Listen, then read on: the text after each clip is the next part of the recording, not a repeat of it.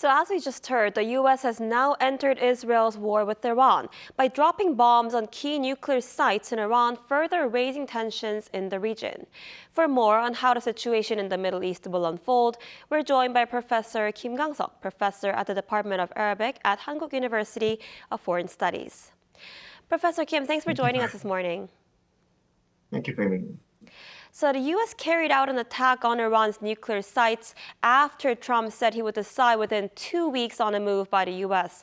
What's behind Trump's decision to directly engage in the conflict between Israel and Iran?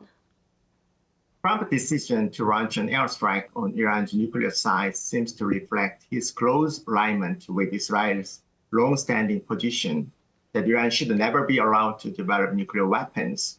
He said many times that a nuclear Iran is simply unacceptable. And it's clear he believes Iran is actively moving in that direction. That said, the surprising timing of the strike, coming just 2 days after he said it'd take 2 weeks to decide, suggests that there was more urgency behind it, especially from Israel's side. A drawn-out conflict would have placed mounting pressure on Israel, not least because of the rising cost of Israel defense systems like interceptors. So in that sense, Trump may have acted early to support Israeli concerns. It also reflects pressure from pro-Israeli voices in Washington. Another important factor is Trump's well-known preference for reactive, high-stakes style of foreign policy, often carried out in unpredictable ways. These strikes wasn't just warming, it looks like a calculated push to force Iran back to the negotiating table. The fact that he moved so quickly without waiting the full 2 weeks fits with a broad pattern we've seen before. Right, so what will Iran's next move be? How might the country retaliate in response to the latest U.S. attack on its nuclear facilities? Right after the attack, Iran's Foreign Minister Abbas Araghchi said this is not the time for diplomacy and accused the U.S. of betraying past diplomatic efforts. That tells us Tehran probably isn't going back to the negotiating table anytime soon. More importantly, the U.S. strike has seriously damaged whatever trust Iran may have had in Washington as a negotiating partner. From Iran's first point of view, the U.S. now looks not just unreliable, but openly hostile, which makes it hard to imagine talks resume anytime soon, even if the door is not completely closed. That said, it doesn't mean Iran will hit back right away with the direct military strike on the U.S. The risk is too high. Trump has already made it clear that any retaliation could bring an even bigger U.S. response. So for now, Iran is unlikely to go after American bases in the region, at least not immediately. But things could still change. The situation is intense and unpredictable. If the U.S. carries out more strikes or things escalate further with Israel, Iran might recalculate and respond differently from how it has acted before.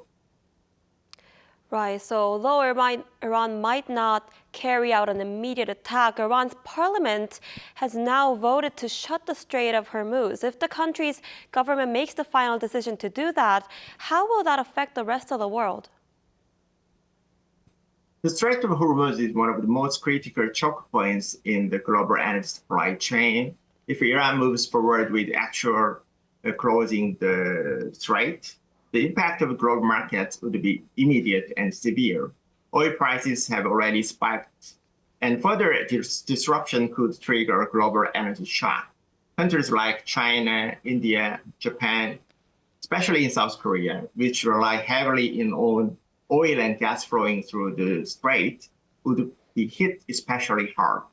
Despite serious risks and likely international repercussions, Iran's move to threaten closure of the Strait of Hormuz is part of more strategic calculation, I think. Beyond simple retaliation, Tehran may be trying to shift the dynamics of the conflict by drawing in other key global actors who would be directly affected by such a disruption. Especially China is a very important country, will lead them to engage diplomatically and politically, thereby placing indirect pressure on Washington. In this sense, Iran's response may not only be aimed at the U.S., but also at internationalizing the crisis and complicating America's next steps. I see. And what does U.S. intervention mean for the wider region? Will the conflict escalate into a full-scale war or even spread to become a wider war? Right now, we can't completely rule out the risk of this conflict escalating further, especially if Iran blocks the Strait of Hormuz and trigger additional response from the US or other Western countries.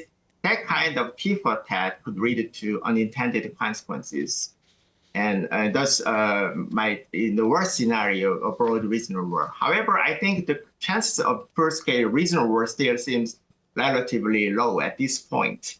Iran is under serious economic pressure after years of sanctions, and it's unlikely that Tehran wants to pick a fight with the entire international community. For the stand of a regional conflict would be a huge burden for Iran as well. And also, Iran's allies in the region don't want to fight and stabilize in the region. Since the Gaza war broke out in October 2023, the groups like Hamas, Hezbollah have been significantly weakened. The so-called axis of resistance just doesn't have the capacity at this stage to escalate conflict in a wide scale. Most important factor is key regional powers, particularly Saudi Arabia, UAE, Qatar, all focused on economic priorities and maintaining stability. In this sense, Saudi Arabia is a major political actor in the region, and it highlights the significance of the regional stability. So all these factors, because of this regional context, have contained this regional conflict, reduce the risk of turning into a wider war. I see. And surely the fighting can't go on forever. How might this conflict come to an end and when? It's really extremely difficult to predict how and when this conflict will come to end. Nobody knows, actually. But what is clear, however, is that without realistic and workable exit strategy, the chances of a further escalation increase, especially as the U.S. military environment deepens. For example, history, the experience of Iraq has shown that military intervention without clear endgame often leads to long-term instability and unintended consequences. So in this sense, countries like China, for example, which are highly dependent on energy supplies that pass through the Strait of Hormuz, have a great deal at stake. Beijing has taken markedly different stance from Washington throughout this conflict and could play a role in restraining a further U.S. military action on the international stages. And all of these factors, from regional dynamics, global diplomatic pressure, will shape how this war develops. So that's why the most effective pathway forward may not in the further military action, but in a political decision aimed at this de-escalation. Whether that means pushing Iran back to the negotiating table or urging Israel to scale down its operation, the U.S. remains the actor best positioned to influence the outcome. So what Washington chooses next will be critical in determining not just how, but how soon this conflict might end. All right, Professor Kim, I guess we'll have to see how it goes. Thank you so much for your insight today. We appreciate it. Thank you very much.